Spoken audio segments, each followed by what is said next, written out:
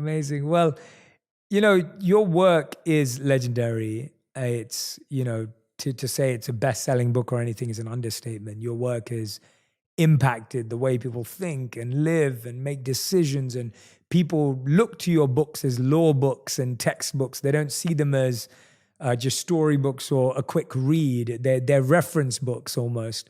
And I guess my biggest question to start off is, where did your obsession with power come from?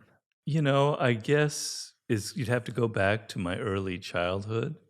Um, Maybe, I felt as a child a little bit helpless around my parents in some ways. I was a very sensitive boy. I still have that issue. They were great parents, but they weren't the most overtly affectionate. And so I was always kind of wondering and observing them and trying to be careful around them, that I didn't do anything to upset them. So I became kind of an observer of people. And my main thing was, as sort of a protective device, to not be hurt and to be able to have a degree of control over the people around me. So I didn't feel like I was, going to get yelled at or something like that. And then as I entered the work world, it was sort of a rude awakening for me because I had studied, literature and languages. My major was ancient Greek and, things that are completely impractical in this world. And then I entered the work world with all of my dreams, my illusions, my fancies. And it's like slapped in the face. This is not what I expected. I had many different jobs. I lived in New York. I did journalism. Then I lived in Europe. I traveled around because I couldn't really find out what I wanted to do. I worked in a hotel in Paris.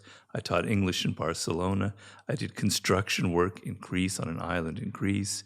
I worked in a television company in London. You name it, I did it. And I had all kinds of bosses. I saw all kinds of power games and manipulations going on. And so taking that knowledge from my childhood of observing people, seeing how they operate, seeing what's really going on behind their minds, because people wear masks. They don't tell you what they're thinking. They don't want to admit that they want power, that they want to control you or manipulate you in some way. And so I was always kind of a decipherer of people and what their real thoughts were. And to me, figuring people out is a form of power. And then I worked in Hollywood, which is kind of the ultimate power environment. Because nobody in Hollywood wants to admit that their goal is power. They want to make it, oh, we're about art, we're about creativity, liberal causes, blah, blah, blah. But really, they wanted power. It was the most power-hungry environment I had ever witnessed. I observed a kind of a double-faced quality going on. On the one hand, they would present this front to their employees, to everyone else, but really, they were practicing all of these games, these kind of power games going on. And so that's what sort of inspired my first book, The 48 Laws of Power, because my sympathies are more on the side of the underdog. I don't have a sympathy for a Hollywood executive, for a Michael Ovitz, for a CEO of a company. I have sympathy for the poor guy like myself who is thrown into these environments, doesn't understand them, is a bit naive, right? Doesn't know the rules of power that these generally white men, at least back in that era, seemed to know instinctively.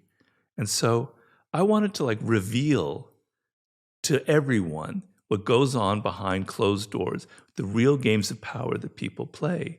So it's not that I'm obsessed with it, but I feel like people like myself are often too naive. They don't understand what they're about to get into. They don't understand how rough and brutal the world can be. And I actually wanted to kind of help them and reveal the kinds of things that I learned the hard way. I love that learning journey because so much of what we seek are the gifts and gaps from our parents. Yeah, Whether they give us yeah. a gift and we chase that gift, or they have a gap in their parenting and we try and fill that gap. And it's amazing how everything seems to really, really stem from that.